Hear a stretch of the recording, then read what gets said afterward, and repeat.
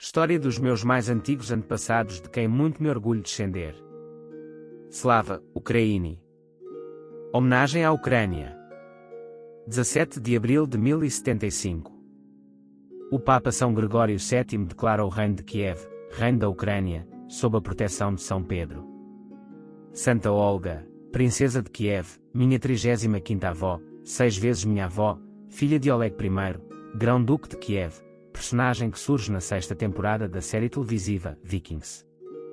Santa Olga foi a primeira santa do reino de Kiev inserida no calendário católico bizantino. É considerada o elo entre a época pagã e a cristã, na história das populações eslavas. É a padroeira das viúvas e dos convertidos.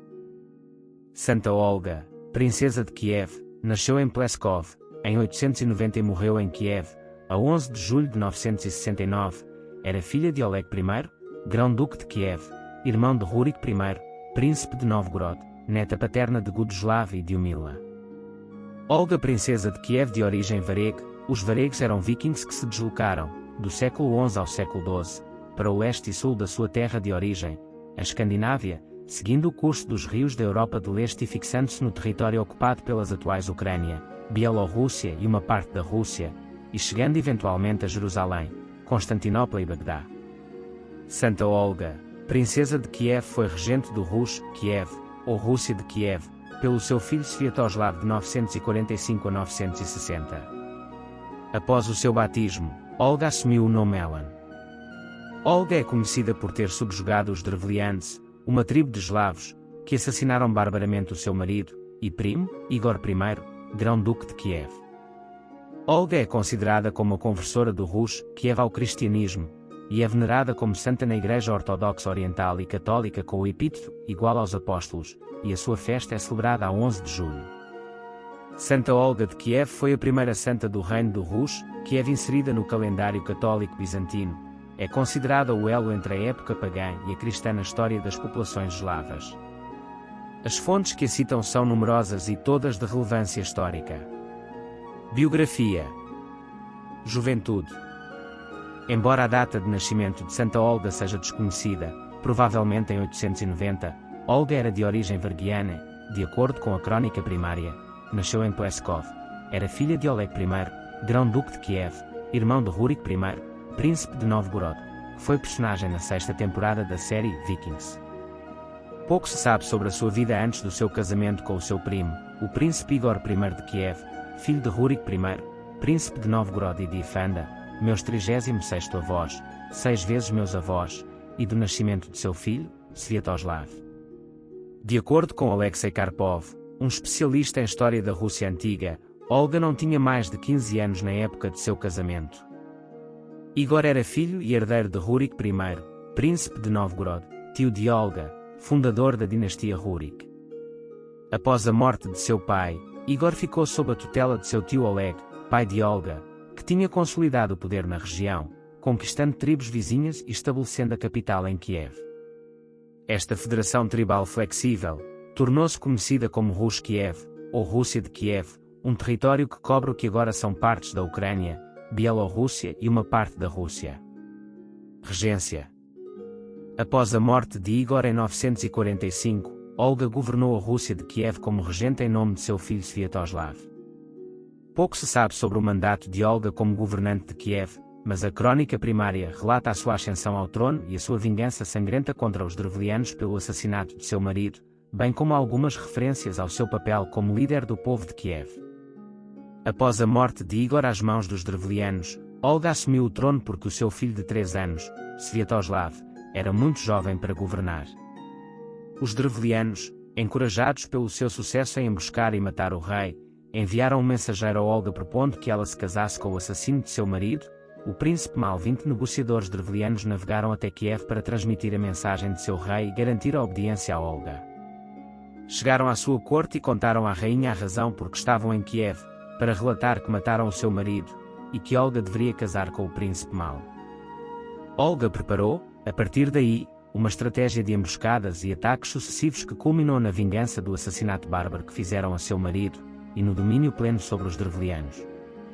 Cristianismo. Na década de 950, Olga viajou para Constantinopla, a capital do Império Bizantino, para visitar o imperador Constantino VII. Uma vez em Constantinopla, Olga converteu-se ao cristianismo com a ajuda do imperador e do patriarca. Embora a crônica primária não divulgue a motivação de Olga para a sua visita ou conversão, dá muitos detalhes sobre o processo de conversão, no qual ela foi batizada e instruída nos caminhos do cristianismo. Cristianização da Ucrânia. O processo de cristianização dos diversos povos que habitavam naquela região da Ucrânia, nome atual do antigo Principado do Rus Kiev, precisou de muito tempo para se concretizar. Assim foi com o Principado de Kiev, que nascera no século IX, e era o centro de um império que ia do Mar Negro ao Báltico, chegando até ao rio Volga. A fé cristã começou a penetrar na região graças aos missionários que vinham não só de Bizâncio, mas também dos territórios vizinhos dos eslavos do Ocidente, os quais celebravam a liturgia em língua eslava, segundo o rito instaurado pelos santos Cirilo e Metódio e das terras do Ocidente Latino. Como atesta uma antiga crónica, chamada Crónica de Nestor Povest Vremniklet, no ano de 944 já existia em Kiev uma igreja cristã dedicada ao profeta Elias. Foi neste ambiente propício que Olga se fez batizar, livre e publicamente, pelo ano de 955, permanecendo depois sempre fiel às promessas batismais. As cerimónias para a sua recepção formal em Constantinopla aparecem minuciosamente descritas pelo imperador Constantino VII na sua obra De Ceremonialis. Durante o seu batismo, Olga adotou o nome Helena, em honra da imperatriz reinante Helena Lecapena. Olga, a primeira santa ucraniana inserida no calendário católico bizantino, é considerada o elo entre a época pagã e a cristã na história das populações eslavas. As fontes que a citam são numerosas e todas de relevância histórica. Olga rezava dia e noite pela conversão do filho e dos seus súbditos.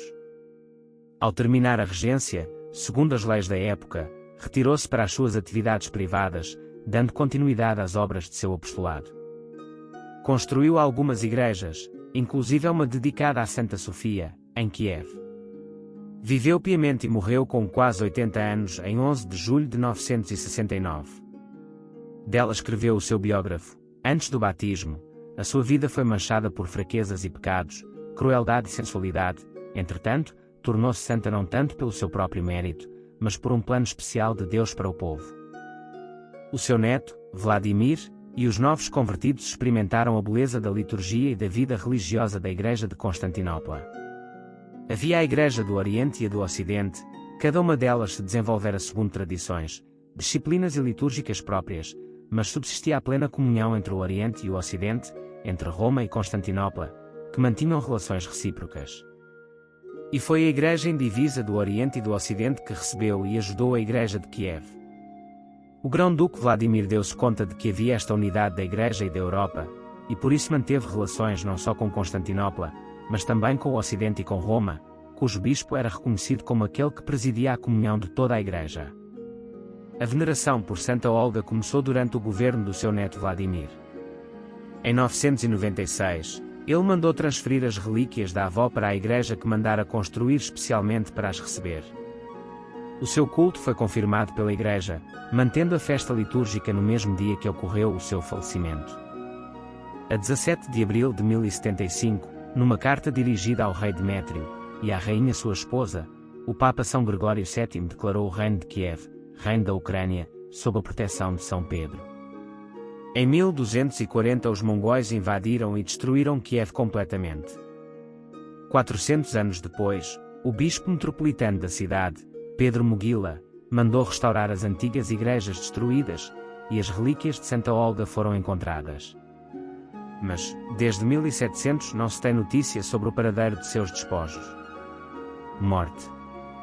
De acordo com a Crônica Primária, Olga morreu de doença em 969, logo após o cerco dos pechenegos à cidade. Quando Sviatoslav anunciou os planos de transferir o seu trono para a região do Danúbio, Olga, doente, convenceu a ficar com ela durante os seus últimos dias. 3 dias depois, ela faleceu e todos em Rus de Kiev choraram. Sviatoslav anunciou à sua mãe e aos boiardos: não quer permanecer em Kiev, mas preferiria viver em Pereslavets no Danúbio, uma vez que esse é o centro do meu reino, onde todas as riquezas estão concentradas: ouro, sedas, vinho e várias frutas da Grécia, prata e cavalos da Hungria e Boêmia, e das peles de Rus, cera, mel e escravos. 3 dias depois Olga morreu. O seu filho chorou por ela com grande luto, assim como seus netos e todo o povo. Foi sepultada em Kiev. Olga tinha dado ordem para não realizarem o funeral, pois ela tinha um sacerdote que realizaria todas as cerimônias. O seu túmulo permaneceu em Kiev por mais de 2 séculos, mas foi destruído pelos exércitos mongóis tártaros de Batu Khan em 1240. Família e descendência. Do casamento entre Santa Olga, princesa de Kiev, e seu primo Igor I, grão-duque de Kiev, meu 35º avô, 6 vezes meu avô, nasceram Sviatoslav I, grão-duque de Kiev, meu 34º avô, 6 vezes meu avô, que casou com Predoslava da Hungria, e depois casou com Malusha Malkovna, minha 34ª avó, 6 vezes minha avó. Gleb,